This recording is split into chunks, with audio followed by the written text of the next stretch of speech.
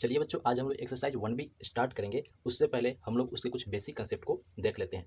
Exercise 1B start करने से पहले हम लोग को बेसिक कंसेप्ट में पढ़ना है वास्तविक संख्याओं का समुच्चय। हम लोग को पहले क्या पढ़ना है, तो वास्तविक संख्याओं का समुच्चय पढ़ना है। पहली संख्या है पूर्णांकों का समुच्चय। पहली संख्या कौन सी है, तो पूर्णांक है। पहली संख्या पूर्णांक होती है और दूसरी संख्या भिन्न होती है। तो भिन्न उसे कहते हैं जो बट्टा में होता है। भिन्न में याद रखना है, बट्टा के नीचे 0 और 1 नहीं आ सकता है, बाकी 2 3 4 5 6 7 वैसी संख्या रहेगी बट्टा के नीचे, उसे हम भिन्न कहेंगे। भिन्न भी किस रूप का होता है, तो p/q के रूप का होता है। लेकिन यहाँ पे एक रेस्ट्रिक्शन ये लगा है, यहाँ पे ये याद रखना है q = 0 और 1 नहीं होना चाहिए। 0 1 के अलावा कोई दूसरी संख्या होगी तो उसे हम लोग भिन्न कहेंगे। और पूर्णांक किसे कहते हैं, तो 0 से जो दाईं तरफ की संख्या होती है 1 2 3 4, बाईं तरफ की संख्या -1 -2 -3, ये सारी हम लोगों की पूर्णांक संख्या कहलाती है। ये ध्यान रखिएगा। तो वास्तविक संख्या दो तरह की होगी, परिमेय और अपरिमेय। परिमेय संख्या को p/q के रूप में लिख सकते हैं, लेकिन अपरिमेय संख्या को p/q के रूप में नहीं लिख सकते हैं। जैसे यहाँ पे लिखा हुआ है √8, तो √8 का मान हम लोग √8 का मान निकालेंगे तो ये पॉइंट में बढ़ते चला जाएगा, इसे हम पूर्ण तरह से नहीं लिख सकते, इसलिए बोलते हैं अपरिमेय संख्या। परिमेय संख्या दो तरह की होती है, पहली पूर्णांक है और दूसरा भिन्न है। पूर्णांक संख्या उसे कहते हैं 0 1 2 3 4 5 ऐसे ही आगे बढ़ेगा, -1 -2 -3 -4 ऐसे ही आगे बढ़ेगा, इसे हम लोग बोलते हैं पूर्णांक संख्या। और भिन्न संख्या उससे कहते हैं जिसे हम लोग p/q के रूप में लिखते हैं, लेकिन यहाँ पे q = 0 और 1 नहीं होना चाहिए। हम लोग को सीखना है अपरिमेय संख्या का जोड़, अपरिमेय संख्या का घटाव, अपरिमेय संख्या का गुना, अपरिमेय संख्या का भाग। जैसे मान लीजिए कोई यहाँ पे संख्या है √2 और यहाँ पे लिखा हुआ है √3, तो आप इसको जोड़ नहीं सकते हैं। √2 और √3 को ऐसे हम लोग √5 नहीं लिख सकते हैं, यह गलत है। ये क्या है, तो गलत है। √2 और √3 को ऐसे नहीं जोड़ा जाता है, ऐसे लिखा हुआ है √2 + √3, और आप यहाँ भी इसको 3 बना लीजिए, तो इसको हम लोग जोड़ सकते हैं। तो यहाँ पे याद रखिए, यहाँ 1 छुपा है, यहाँ पे 1 छुपा है, तो 1 और 1 को ऐड कीजिए, यहाँ पे 2 आएगा और रूट लिख दीजिए। √3 यहाँ पे है तो √3 लिख देते हैं। आप सब बोलिए कि ऐसे क्यों ऐड किए, √3 तो √6 भी लिख सकते हैं हम लोग, √6 क्यों नहीं लिखेंगे, चलिए इसको समझते हैं। अब यहाँ देखिए लिखा हुआ है √3 + √3, तो हम लोग क्या करेंगे, √3 यहाँ भी है, √3 यहाँ भी है, √3 को कॉमन कर दीजिए, तो √3 बाहर आ जाएगा। तो जब यहाँ से √3 बाहर जाएगा तो यहाँ पे 1 बचेगा, प्लस यहाँ से भी √3 बाहर गया तो यहाँ भी 1 बचेगा। तो √3 इस कोष्ट ब्रैकेट को हटाएंगे, मल्टीप्लाई देते हैं, 1 और 1 को ऐड करेंगे तो 2 में √3 का मल्टीप्लाई करते हैं तो 2 को पहले लिख देना है और √3 को बाद में लिख देना है। इसलिए बोले इस 1 और इस 1 को आप ऐड करके यहाँ 2 लिख दीजिए और √3 दो बार एक और √3 यहाँ पे लिख दीजिए। चलिए नेक्स्ट क्वेश्चन हम लोग समझते हैं, जो आपको समझ में आएगा। सेम इसी तरह से √3 का घटाव होता है, अपरिमेय संख्या का घटाव होता है। जैसे यहाँ पे लिखे हैं √4 - √2, तो आप हम लोग चाहेंगे इसको घटा नहीं सकते हैं, क्योंकि √4 है और यहाँ पे √2 है। अंदर में रूट में दोनों सेम होगा तब हम लोग जोड़ सकते हैं और तब भी हम लोग घटा सकते हैं, और दोनों सेम नहीं तो नहीं जुटेगा और ना ही घटेगा। जैसे √4 2 का स्क्वायर था, 2 बाहर आ गया और -√2 है, तो इसे हम लोग ऐड नहीं कर सकते। हाँ, इसको एक तरीका और लिखने का, इस 2 को हम लिख सकते हैं √2 × √2 और माइनस का √2 पहले से है, यहाँ भी √2 है और यहाँ भी √2 है। अब इस √2 को बाहर कर दीजिए तो √2 बाहर जाएगा तो यहाँ बचेगा √2 - 1, तो एक तरीका ये हो गया लिखने का। चलिए एक और देख लेते हैं, जैसे यहाँ पे लिखा हुआ है √8 - 4√8, तो देखिए रूट के अंदर 8 है और यहाँ भी रूट के अंदर 8 है, तो हम लोग इसको घटा सकते हैं। यहाँ पे 1 है तो 4 से जब 1 को माइनस करेंगे तो 3 आएगा और √8 को आप वहाँ पे लिख दीजिए, लेकिन यहाँ माइनस अंक है इसलिए आप यहाँ पे माइनस लगा देंगे। आपके लिए क्वेश्चन दे रहे हैं, आप इसको कमेंट बॉक्स में पिन कीजिए, आंसर क्या आता है। √12 - 2√3, आप इसका आंसर कमेंट में बताइएगा, इसका आंसर क्या आता है। यहाँ पे लिखा हुआ है √18 - 2√3। चलिए इसको समझ लेते हैं, आपसे बन जाएगा। यहाँ पे √18 लिखा हुआ है तो इसको लिख सकते हैं 9 × 2 - 2√3, तो यहाँ से 9 से 3 बाहर आ जाएगा, अंदर √2 बचेगा और -2√3। अब बच्चे जल्दी जल्दी में क्या करेंगे, इस √2 और √3 में से घटाना शुरू कर देंगे। तो देखिए यहाँ रूट के अंदर 2 है, रूट के अंदर में 3 है, तो इसको हम घटा नहीं सकते, हम लोगों का आंसर इतना ही रहेगा। सेम उसी तरह से आप √12 और √2 - 3 को आप कमेंट में बताइए कैसा क्या आंसर आएगा इसका। चलिए उसी तरह देखते हैं अपरिमेय संख्या का गुना। जैसे यहाँ पे लिखा हुआ है √4 × √5, तो आप इसका मल्टीप्लाई कर सकते हैं। रूट लिख दिए, 5 और 4 का मल्टीप्लाई कर दीजिए, आपका 20 आ जाएगा। √8 4 है और √6 है, तो मल्टीप्लाई कीजिए, 6 4 जा 24 आ जाएगा। इस तरह से हम लोग इसका मल्टीप्लाई कर सकते हैं। उसके बाद हम लोग सीख लेते हैं, यदि दो परिमेय संख्या को गुना करते हैं तो परिमेय संख्या मिलेगा, यदि दो अपरिमेय संख्या को गुना करते हैं तो दो अपरिमेय संख्या मिलेगा। जैसे मान लीजिए कि यहाँ पे लिखा हुआ है √16 × √4, √16 × √4, हम लोग को पता है 16 4 का स्क्वायर होता है और 4 2 का स्क्वायर होता है। फिर हम लोग दोनों को मल्टीप्लाई करते हैं तो 16 4 जा 64 आएगा, जो कि खुद 8 का स्क्वायर होता है। यानी कि दो यदि परिमेय संख्या को गुना करते हैं तो संख्या भी क्या मिलेगी, परिमेय संख्या मिलेगी। यदि हम लोग ऐसे गुना करते हैं √16 इंटू √2, तो √16 जा 32 आपका आएगा, जो कि एक अपरिमेय संख्या है। तो पहली परिमेय संख्या और दूसरी अपरिमेय संख्या गुना करते हैं तो आपको एक अपरिमेय संख्या मिलेगा। पहली परिमेय संख्या और दूसरी परिमेय संख्या, जब दोनों परिमेय संख्या गुना कीजिएगा तो आपको परिमेय संख्या मिलेगा। अगर मान लेते हैं पहले 5 लिखा हुआ है, उसके बाद पहले √3 लिखा हुआ है, तो √5 3 जा 15, तो पहले अपरिमेय संख्या है, इसके बाद भी अपरिमेय संख्या है, और गुना करने पर भी आपको अपरिमेय संख्या ही मिलेगा। चलिए आगे समझ लेते हैं, चैप्टर स्टार्ट करते हैं। आपको पहला नंबर क्वेश्चन लिखा हुआ दिख रहा है, निम्नलिखित में कौन सी संख्या अपरिमेय है? तो अपरिमेय संख्या उसे कहते हैं जो रूट से बाहर नहीं निकलेगा। पहला नंबर ऑप्शन हम लोग का है √36/64, तो 36 6 का स्क्वायर होता है और 64 8 का स्क्वायर होता है, तो p/q के रूप में आ गया, तो ये परिमेय संख्या है। ऑप्शन नंबर बी हम लोग का है √3, तो √3 को हम लोग रूट से बाहर नहीं निकाल सकते, तो अपरिमेय संख्या √3 हो जाएगी हम लोगों की।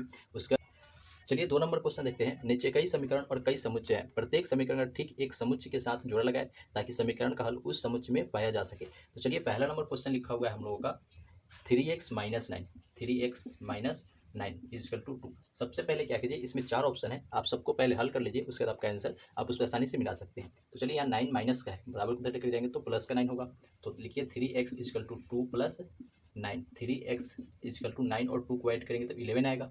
3 यहाँ पे मल्टीप्लाई में है, उधर जाएगा तो डिवाइड में है, यानी कि 3 इधर गुना में है, बराबर को उधर लेकर जाएंगे तो भाग में हो जाएगा, तो x इजकल टू आएगा 11/3 या 11/3। ये आपका पहला ऑप्शन हो गया। सेकेंड ऑप्शन हम लोगों का है x² - 1 is equal to 1, x² - 1 is equal to 1, यहाँ पे माइनस का 1 है, बराबर को उधर जाएगा तो प्लस का 1 होगा, तो x² इजकल टू आ जाएगा 1 तो पहले से है और प्लस का 1, तो x² इजकल टू 2 हो गया। तो x इजकल टू यहाँ जब स्क्वायर को हटाएंगे तो इधर स्क्वायर रूट हो जाएगा, यानी कि √2 आएगा। चलिए ऑप्शन नंबर थर्ड देखते हैं हम लोगों का। ऑप्शन नंबर थर्ड है √2x is equal to √8x, √2x is equal to √8। अब बताइए √2 इधर गुना में है, उधर जाएगा तो भाग में चला जाएगा, तो x इजकल टू आएगा √8 डिवाइड बाई √2, 2 से आप इसको कैंसिल कर दीजिए, 4 टाइम्स कटेगा, तो x इजकल टू आ जाएगा √4, और √4 x किसका स्क्वायर होता है, √4 किसका स्क्वायर होता है, तो 2 का स्क्वायर होता है, यानी कि x इजकल टू आ गया हम लोगों का 2। ऑप्शन नंबर फोर्थ देखते हैं क्या है। ऑप्शन नंबर फोर्थ है x + 95 इजकल टू 59, इधर प्लस का 95 है, उधर जाएगा तो माइनस का 95 आएगा, तो x इजकल टू 59 - 95। चलिए आप इसको माइनस कर लीजिए, 15 से 9 को माइनस करेंगे तो 6 आएगा, 8 से 5 को माइनस करेंगे तो 3 आएगा, माइनस में बढ़ाए तो माइनस।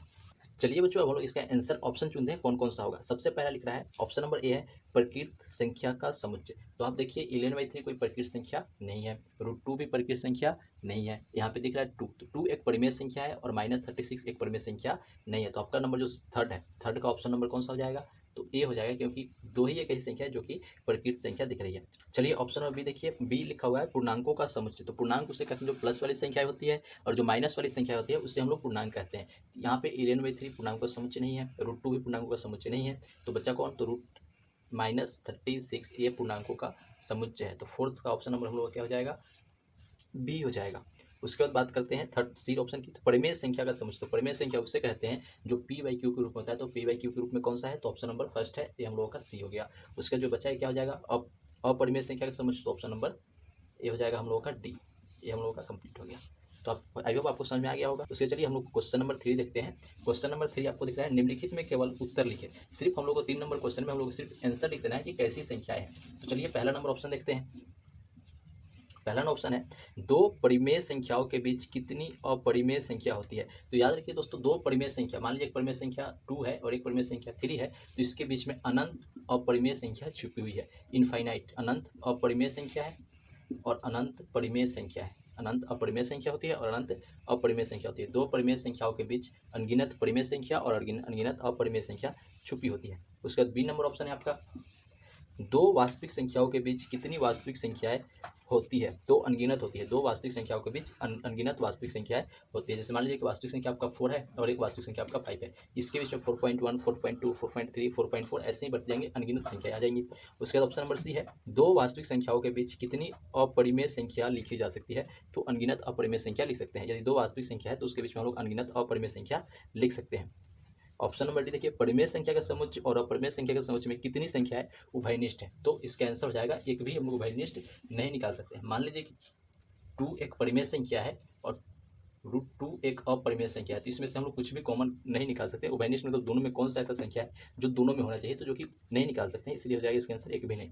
और यहाँ पे लिखा हुआ है √8 और यहाँ पे लिखा है √10, तो इसमें कुछ भी बाहर नहीं निकाल सकते हैं, इसलिए इसका एक भी हल उभयनिष्ठ नहीं आएगा। ऑप्शन नंबर ई देखते हैं। ऑप्शन नंबर ई में आपका लिखा हुआ है परिमेय संख्याओं के समुच्चय और अपरिमेय संख्या के समुच्चय के सम्मिलित कौन सा समुच्चय कहा जाता है। तो परिमेय संख्या और अपरिमेय संख्या को जब हम आपस में मिला देते हैं तो उसे हम लोग वास्तविक संख्या का समुच्चय कहते हैं। तो इसका आंसर आपका हो जाएगा वास्तविक संख्या का समुच्चय। क्वेश्चन नंबर एफ देखिए, क्या प्रत्येक परिमेय संख्या के संगत संख्या रेखा पर एक बिंदु होता है। तो हाँ, ये बात सही है। अगर मान लीजिए कि हम लोग एक संख्या रेखा लिए हैं, यदि हमें यहाँ पे 0 है, यहाँ पे 1 है, यहाँ पे 2 है, यदि हमें √2 को दिखाना होगा तो √2 का मान 1 और 2 के बीच में आता है, यानी कि इस बीच में कहीं पे एक बिंदु होगी, क्योंकि 1 और 2 के बीच में अनगिनत बिंदुएं हैं जो कि परिमेय और अपरिमेय को दर्शाती है। चलिए क्वेश्चन नंबर जो 4 है उसे हम आपको कॉपी पे ड्राइंग करके दिखा देते हैं। चलिए क्वेश्चन नंबर 4 देख लेते हैं। क्वेश्चन नंबर 4 कह रहा है संख्या रेखा पर निम्नलिखित संख्याओं को प्रदर्शित करें। पहला नंबर क्वेश्चन दिया हुआ है हम लोगों को √3। यदि √3 को आपको संख्या रेखा पे दिखाना है तो सबसे पहले क्या कीजिए, आप ऐसे एक संख्या रेखा खींचेंगे, इस पे आप अपने हिसाब से यहाँ पे कुछ लंबाई लेना है। तो मान लीजिए हमने इसकी लंबाई इतनी ले दी है और इस पर क्या करेंगे, ऐसे एक लंब डालना है और इस लंब को क्या करना है, इस कर्ण को ऐसे मिला देना है। फिर क्या करेंगे, इससे यहाँ पे ऐसे एक लंब डालेंगे, यहाँ पे काटेंगे 60 डिग्री कटेगा, यहाँ पे 120 डिग्री कटेगा। 60 का आप आधा कीजिएगा, फिर 120 का आधा कीजिएगा, तो ये हम लोगों का बनेगा 90 डिग्री। और 90 डिग्री को यहाँ से ऐसे मिलाएंगे और फिर इस पर एक लंब डालेंगे ऐसे, और जिस बिंदु पे कटेगा इसको अगर ऐसे ड्रॉ करेंगे तो यहाँ पे हम लोगों को कटेगा √3। कैसे कटेगा इसको हम लोग अच्छे से ड्राइंग पे समझेंगे। पहले एक बार रफली समझ लेते हैं हम लोग। यहाँ पे एक बिंदु लेंगे, यहाँ से कुछ लंबाई लेना है, फिर इस पर जितनी लंबाई यहाँ से यहाँ तक की होगी उतना बड़ा हमें एक लंब लेना है, फिर इसको क्या करना है, कर्ण को मिलाना है, फिर जितनी बड़ी ये लंब है उतना बड़ा लंब इस पर फिर से डालना है और फिर इस कर्ण को इसको ऐसे मिलाना है और इसको क्या करेंगे, इस हम लोग प्रकार से इसको ऐसे ड्रॉ कर देंगे, ये हम लोगों का बन जाएगा √3। चलिए इसको अच्छे से समझ लेते हैं। सबसे पहले क्या कीजिए, आप ऐसे स्केल को यहाँ पे रखेंगे और यहाँ पे हमें एक संख्या रेखा लेना है। संख्या रेखा ऐसे आप ड्रॉ कर लीजिए और इसको ऐसे एरो का चिन्ह दोनों तरफ से दे दीजिएगा। उसके बाद हम लोग क्या करेंगे, यहाँ से कुछ यूनिट को नापना है। तो आप क्या कीजिए, यहाँ से ऐसे एक 4 यूनिट या 3 यूनिट बराबर 3 सेंटीमीटर बराबर 1 इकाई ले लेते हैं। 3 सेंटीमीटर यहाँ से नाप लिए हैं। अब इसको क्या करेंगे, यहाँ से ऐसे लेंगे, यहाँ से ऐसे 3 सेंटीमीटर यहाँ से ऐसे कट करेंगे और फिर आप इस बिंदु पे यहाँ पे रख करके ऐसे कट कर दीजिए। ये हो गया हम लोग का 3 सेंटीमीटर। यहाँ पे लिखेंगे चूँकि 3 centimetre equal to 1 unit. Unit को हम लोग हिंदी में इकाई बोलते हैं। इसी उसके बाद हमें क्या करना है, जितना बड़ा यहाँ से 3 सेंटीमीटर है उतना बड़ा ही इसको ऊपर ऐसे कट करना है। ऐसे आप चाहिए तो यहाँ 90 डिग्री कोण बनाइए, फिर इसको इस पर लंब डाल दीजिए। तो चलिए हम लोग 90 डिग्री कोण बनाते हैं। 90 डिग्री कोण बनाने के लिए हम लोग सबसे पहले क्या करते हैं, ऐसे एक चाप लेते हैं गोल, ऐसे अर्धचाप हो गया। अब इसको यहाँ से आप कट कीजिएगा तो ये बन गया हम लोगों का 60, ये हो गया 120। 60 और 120 का आधा करेंगे तो हम लोगों का बनेगा 90 डिग्री। ये हो गया हम लोगों का, यहाँ से आप इसको मिला दीजिए, ये हो गया हम लोगों का 90 डिग्री। यहाँ से इसको ऐसे मिलाते हैं तो कोण आ गया हम लोगों का 90 डिग्री। अब क्या करेंगे, इस 90 डिग्री कोण को इसका बिंदु का नाम दे देते हैं O, इसका नाम A लिख देते हैं और इसका नाम जहाँ पे कटा है इसका नाम हम लोग B लिख देते हैं। अब क्या करते हैं, O से B को मिला देते हैं, O से B को हम लोग मिला देते हैं तो ऐसे मिलेगा। चलिए अब हम लोग को निकालना है OB की लंबाई। OB की लंबाई कितनी होगी, तो सबसे पहले O और A हम लोग क्या किए हैं, 3 सेंटीमीटर इक्वल टू 1 यूनिट माने हैं, तो हम लोगों का हो जाएगा 1 यूनिट और OA 1 यूनिट होगा और AB भी हम लोगों का 1 यूनिट होगा। तो OB हम लोग को निकालना है। चूँकि हम लोग जानते हैं कि A आधार होगा, A लंब होगा और A कर्ण होगा, तो कर्ण का स्क्वायर बराबर होता है आधार का स्क्वायर प्लस लंब का स्क्वायर। चूँकि H स्क्वायर इक्वल टू होता है P square plus B square. तो H यानी कि कर्ण, कर्ण का नाम क्या है हम लोगों का OB है, तो OB का स्क्वायर इजकल टू होगा P यानी कि लंब, लंब का नाम है AB, AB का स्क्वायर प्लस B यानी कि आधार, आधार का नाम है OA, तो इसको हम लिखेंगे OA का स्क्वायर। चलिए अब इसका मान रख दीजिए OB, तो OB तो हमको पता नहीं है, तो OB को OB का स्क्वायर रहने देंगे प्लस AB, तो AB इजकल टू 1 है तो 1 का स्क्वायर प्लस OA भी 1 है तो 1 का स्क्वायर। OB यहाँ पे स्क्वायर है, यहाँ से स्क्वायर को हटाएंगे तो स्क्वायर रूट चढ़ जाएगा, तो आप स्क्वायर रूट कर दीजिए। 1 का स्क्वायर करेंगे तो 1 आएगा प्लस फिर 1 का स्क्वायर करेंगे तो 1 आएगा। OB इजकल टू आ गया √2, तो OB की जो लंबाई होगी ये होगी हम लोग की √2। लेकिन हमें √2 की लंबाई नहीं निकाल, √2 का संख्या रेखा नहीं दर्शाना है, हम √3 को संख्या का दर्शाना है। तो सबसे अब क्या करेंगे, यहाँ से 1 से ऐसे एक लंब डालना है हमको, B से हमें एक ऐसे लंब डालना होगा।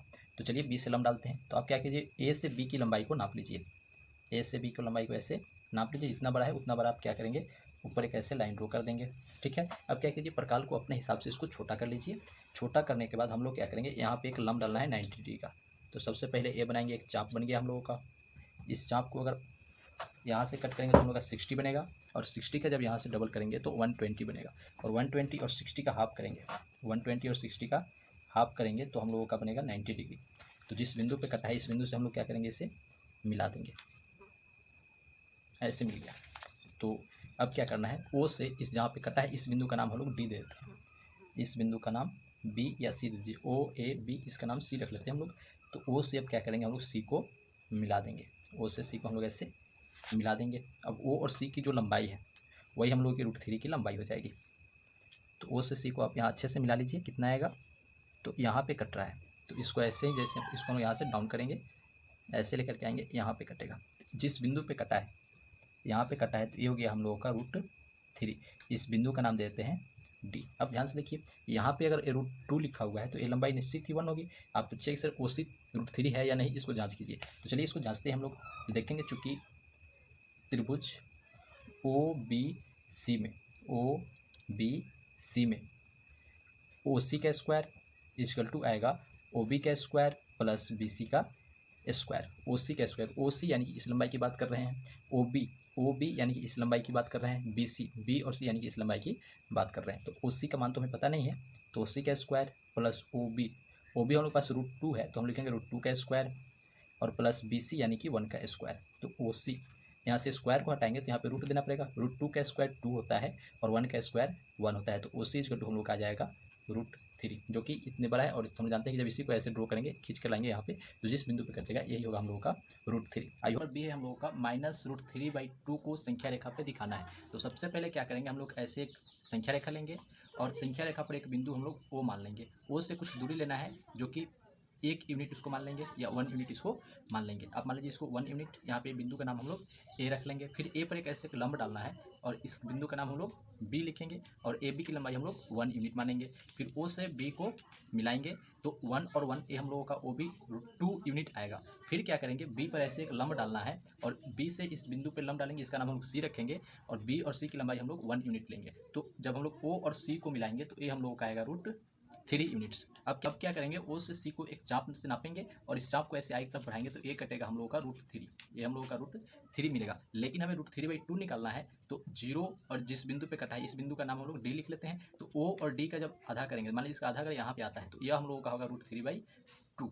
अब इस आधे बिंदु को, इस बिंदु का नाम ई लिख लेते हैं, तो ओ और ई की लंबाई होगी हम लोग की √3/2। और ये तो 0 से जब दाहिनी तरफ है तो प्लस में आएगा, लेकिन हमें यहाँ पे माइनस में चाहिए, तो हम लोग यहाँ से जो लंबाई ओ ई की होगी वही लंबाई इधर OE1 ले लेंगे, जो कि हम लोग का कहलाएगा -√3/2।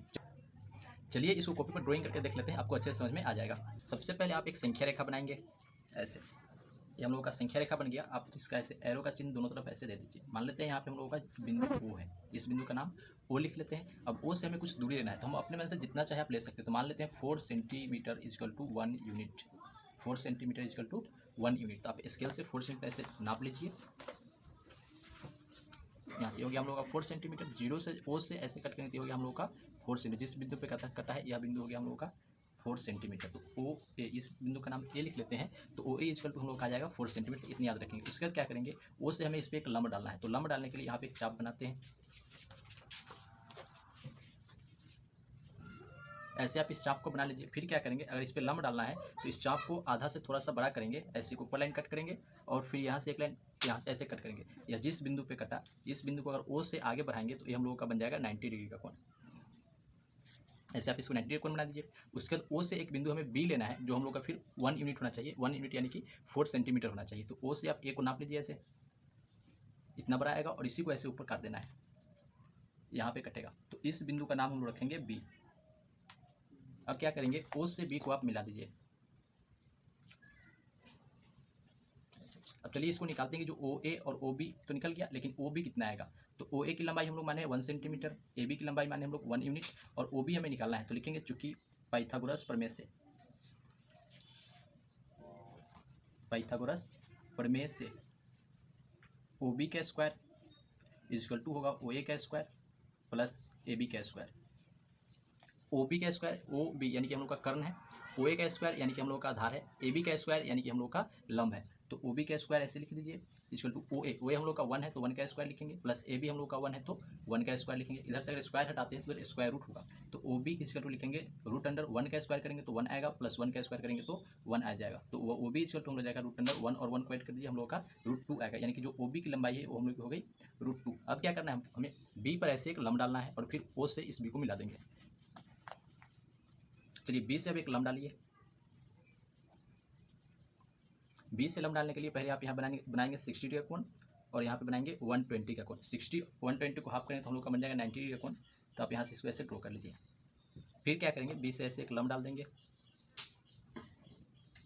अब क्या करना है, बी से एक बिंदु सी लेना है। जैसे यहाँ से ए और बी की लंबाई 1 यूनिट है, तरह से बी से और सी की लंबाई भी हमें 1 यूनिट लेना है। तो आप फिर से क्या कीजिए, ए बी को नाप लीजिए। ऐसे ए और बी को हम लोग लंबाई को ऐसे नाप लेंगे, थोड़ी सी बड़ी कर लेते हैं।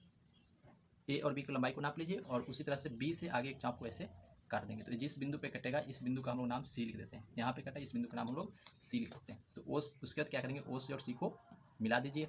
ओ और सी मिल गया तो ए हम लोग का आएगा। बी और सी हम लोग अगर 1 लिए हैं तो ओ सी कितना निकलेगा, तो सेम फिर इस तरह पाइथागोरस प्रमेय से ही बनाना है। तो लिखेंगे त्रिभुज ओ बी सी में, ओ बी सी में ओ सी का स्क्वायर इज इक्वल टू होगा ओ बी का स्क्वायर प्लस बी सी का स्क्वायर। ओ सी यानी कि हम लोग का कर्ण है तो ओ सी को ओ सी का स्क्वायर ही रहने देते हैं। और ओ बी, ओ और बी की लंबाई हमें पता है √2 है, तो आप यहाँ पे लिखेंगे √2 का स्क्वायर प्लस बी सी हम लोग 1 माने हैं तो 1 का स्क्वायर। ओ सी यहाँ से स्क्वायर हटाएंगे तो इधर स्क्वायर रूट चढ़ जाएगा। अब बताइए √2 का स्क्वायर 2 आता है, प्लस 1 का स्क्वायर करेंगे तो 1। ओ सी इक्वल टू आ जाएगा √3, यानी कि ओ और सी की जो हम लोग की लंबाई है ये हो गई √3। अब क्या करेंगे, हम लोग ओ और सी को चाप से नापेंगे और इसको नीचे आगे तरफ बढ़ा के काट देंगे। यहाँ से इसको नाप लीजिए, यहाँ से ये हो गई। अब इसको ऐसे आगे तरफ बढ़ाएंगे। अब जिस बिंदु पे कटेगा हो गया हम लोग का √3, या जिस बिंदु पे कटेगा हम लोग का √3 मिलेगा। चलिए इसको थोड़ी सी आगे बढ़ा देते हैं ऐसे, तो ये हम लोग का √3 मिला। लेकिन हमें √3 निकालना है, √3/2 मतलब इसका हाफ करना है। तो इसका हाफ करने के लिए क्या करेंगे, ऐसे आधा से थोड़ा सा बड़ा एक चाप लेना है। ऐसे यहाँ से आधा से थोड़ा सा बड़ा ले लिए, इसको आप इधर कट कर दीजिए और इसी को ऊपर कट कर दीजिए। फिर क्या करना है, यहाँ से इस बिंदु से ऐसे एक चाप लीजिए, यहाँ कट कर दीजिए और नीचा कट कर दीजिए। तो ये जिस बिंदु पे कटेगा उस बिंदु कैसे मिलाएंगे, तो हम लोग का आधा हो जाएगा। आप लोग थोड़ी ध्यान से बनाइएगा क्योंकि ये नीचे लिखे हुए थोड़ी मिस्टेक कर सकता है।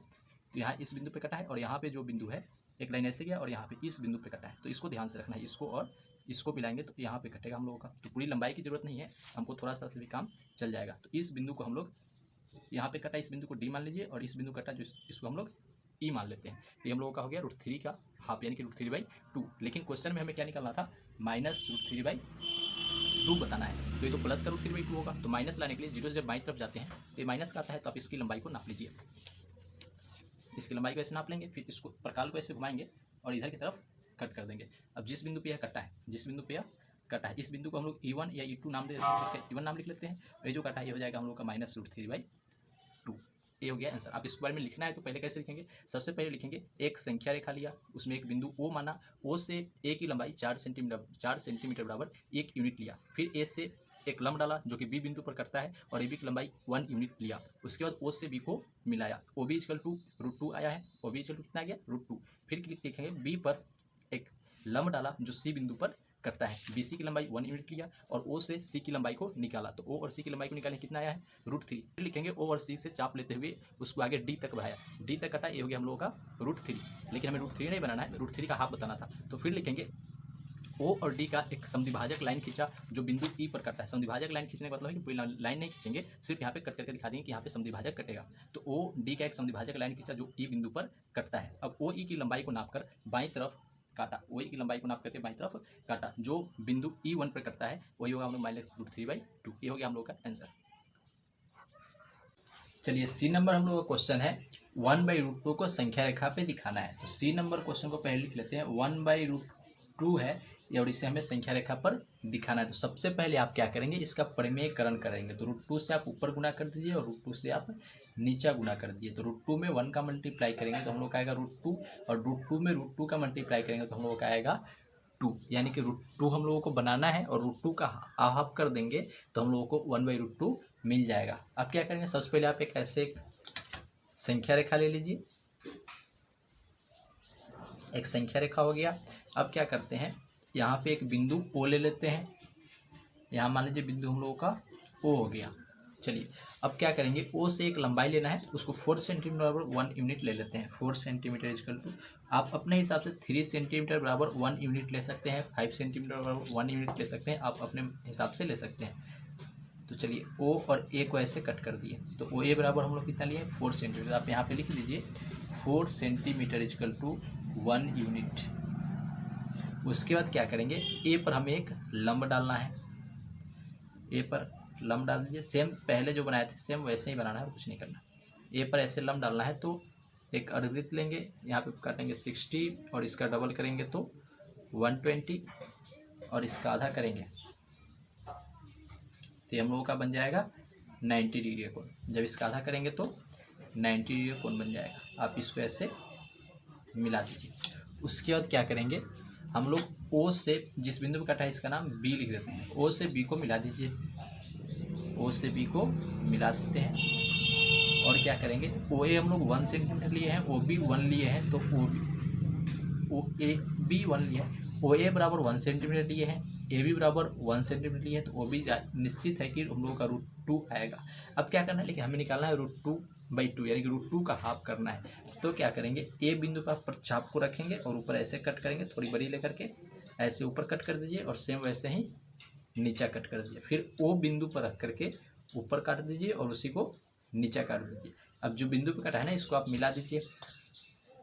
इस तीनों को आप मिलाएंगे तो जिस बिंदु पे कटेगा, तो ऐसे इस लाइन को ड्रॉ करना पड़ेगा, लेकिन इस लाइन को ड्रॉ करते हैं सिर्फ हमें इतनी की ज़रूरत है। यहाँ तो जिस बिंदु पे यह कटा है, इस बिंदु को हम लोग सी मान लेते हैं, सी बिंदु पे कटा है, और इस बिंदु ए बिंदु कितना हो जाएगा √2/2, या इसे कह सकते हैं 1/√2। ये हो गया हम लोगों का आंसर। डी नंबर क्वेश्चन में हमें √6 को संख्या रेखा पे दिखाना है, तो √6 पहले लिख लेते हैं। तो √6 को संख्या रेखा पर दिखाने के लिए आपको 2 तरह की रेखा लेना पड़ेगा। सबसे पहले क्या कीजिए, आप एक संख्या रेखा ले लेंगे, उसके बाद यहाँ पे एक बिंदु मान लेते हैं ओ है, और यहाँ पे एक बिंदु मान लेते हैं ए है। तो ओ और ए के बीच की दूरी हमें लेना है 2 इकाई। उसके बाद ए से एक लंब डालेंगे बी पर, और बी को हमें रखना है 1 इकाई। जब 2 और 1 का ऐड करेंगे तो ए आएगा 2 का स्क्वायर 4 आएगा, 1 का स्क्वायर 1, यानी कि ए आ जाएगा हम लोग का √5 आएगा। फिर क्या करना है, बी पे ऐसे एक लंब डालना है, जो लंब को हम लोग लेंगे 1 इकाई, और जब इसको 1 इकाई रखेंगे तो इस पर लंब डालेंगे तो ए आएगा हम लोगों का √6। तो आप इस तरह से इसको ड्रॉ करेंगे, फिर एक प्रकार से इसको मिलाएंगे और ऐसे नीचे ड्रॉ कर देंगे, हम लोग आ जाएगा √6। तो चलिए इसको समझते हैं। सबसे पहले एक संख्या रेखा लेना है, तो आप ऐसे एक संख्या रेखा ड्रॉ कर लीजिए। उसके बाद क्या करना है, एक बिंदु ओ लेना है, एक बिंदु ओ ले लेना है, और ओ से एक बिंदु ए लेना है। लिखेंगे ओ ए बराबर हमें लेना है 2 इकाई, 2 इकाई। तो अपने हिसाब से क्या करते हैं हम लोग, ओ ए बराबर 2 इकाई नाप लेते हैं। तो यहाँ से आप 2 नाप लीजिए ऐसे। चलिए यहाँ पे लेना है 4 सेंटीमीटर। आप देखिए यहाँ से 4 सेंटीमीटर को हम लोग 2 इकाई मान लेते हैं, 4 सेंटीमीटर को 2 इकाई मान लेते हैं। यहाँ से 4 सेंटीमीटर हो गया, इसको हम लेते हैं 2 इकाई, 2 इकाई। यहाँ पे एक बिंदु ए है, ए है, और लिखेंगे चूँकि 4 सेंटीमीटर इसको तो हम लोग माने हैं 2 यूनिट्स, यानी कि 2 इकाई, ठीक है। चलिए उसके बाद क्या करेंगे, ए से एक लंब डालना है जिसका नाम बी होगा। तो लंब का नाम क्या होगा, तो लंब का नाम ए बी रखेंगे हम लोग। ऐसे एक अर्धवृत्त बनाएंगे, यहाँ पे बनेगा 60 और यहाँ पे बनेगा 120। 60 और 120 का हाफ करेंगे तो हम लोग के पास आ जाएगा 90। ए से आप बी को मिला दीजिए, ऐसे मिल गया। अब क्या करना है, ए से एक लाइन बी लेना है जिसको हम लोग 1 सेंटीमीटर लेंगे। तो लिख लेते हैं, चूँकि 2 सेंटीमीटर इक्वल टू 1 इकाई होता है, 1 इकाई या 1 यूनिट भी बोल सकते हैं। चलिए यहाँ से स्केल से यहाँ से इसको नाप लेते हैं। स्केल से हमें 2 सेंटीमीटर नापना है, जो कि 1 यूनिट का काम करेगा। 2 से नापेंगे तो यहाँ पे कटेगा हम लोगों का, तो इस बिंदु पे कटा तो इसको हम लोग बोल देंगे 1 यूनिट, यानी कि 1 इकाई, ठीक है। अब क्या कीजिए, इस बिंदु का नाम बी लिख देते हैं, ओ से बी को मिला दीजिए, ओ से बी को मिला देना है ऐसे। अब क्या करेंगे, जब ये 2 है ये 1 है तो ओ बी कितना आएगा, तो लिखेंगे चूँकि ओ बी का स्क्वायर इजकल टू होगा ओ ए का स्क्वायर प्लस ए बी का स्क्वायर। ओ बी यानी कि कर्ण है तो कर्ण का स्क्वायर, ओ ए यानी कि आधार है तो ओ ए का आधार का स्क्वायर, और ए बी यानी कि लंब है तो लंब का स्क्वायर। चलिए इसको निकालते हैं कि ओ बी की लंबाई कितनी आएगी। तो ओ बी का स्क्वायर बराबर हो जाएगा ओ ए यानी कि 2 का स्क्वायर करना पड़ेगा, और प्लस ए बी यानी कि 1 का स्क्वायर करना पड़ेगा। तो ओ बी इजकल टू आ जाएगा, यहाँ से स्क्वायर हटाएंगे तो इधर जाकर के स्क्वायर रूट आ जाएगा। 2 का स्क्वायर करेंगे तो 4, 1 का स्क्वायर करेंगे तो 1 आएगा। ओ बी इजकल टू आ जाएगा √4 और 1 को ऐड कर दीजिए 5, यानी कि जो ओ बी की लंबाई हम लोगों की है 5 है। अब क्या करते हैं, बी पर भी हमें एक लंब डालना है।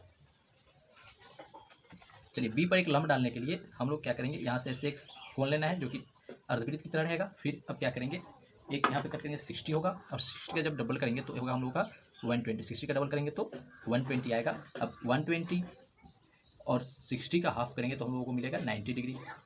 यहाँ पे कटेगा, आप इसका हाफ करेंगे। उसके बाद इस दोनों को क्या करना है, इसे मिला देना है। अब जो इकट्ठा यहाँ पे 90 कोण बनेगा, लेकिन बी से हम लोग एक लंबाई सी ले रहे हैं, और जितनी लंबाई ए बी की है उतनी ही लंबाई बी सी की होनी चाहिए। तो पहले आप क्या कीजिए, यहाँ से ए बी की लंबाई को नाप लीजिए,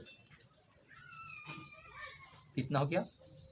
अब क्या करेंगे, बी से सी को यहीं पे कट रहा है ना, तो इस बिंदु पे अगर कटता है तो इस बिंदु का नाम क्या हो गया हम लोगों का, सी हो गया। क्योंकि देखिए बी ए बी और बी सी दोनों बराबर आ रहा है, यहाँ पे इस बिंदु पे कटेगा, ध्यान से देख लीजिए। तो क्या करेंगे, ए और ओ और सी को आपस में मिला देते हैं।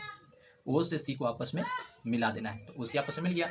अब क्या करेंगे, ओ सी की लंबाई को निकालते हैं। तो बी सी इक्वल टू 1 है, तो लिखेंगे त्रिभुज ओ बी सी में, ओ बी सी में यहाँ पे कर्ण कौन सा है, तो ओ सी है। तो ओ सी का स्क्वायर इक्वल टू हम लोग का आएगा ओ बी का स्क्वायर प्लस बी सी का स्क्वायर। ओ सी हम लोग को पता नहीं है, ओ सी का स्क्वायर निकालना है। ओ बी यानी कि √5 का स्क्वायर करना पड़ेगा। उसके बाद प्लस बी सी यानी कि 1 का स्क्वायर करना पड़ेगा। ओ सी यहाँ से स्क्वायर हटाएंगे तो इधर स्क्वायर रूट हो जाएगा, √5 का स्क्वायर 5 होगा, और 1 का स्क्वायर करेंगे तो 1 आएगा। तो उसी बराबर आ गया √6, यानी कि उसी क्रम में हम लोग की √6 है, और √6 से हम लोगों को निकालना था। अब क्या करते हैं, इसको ऐसे मिला देते हैं।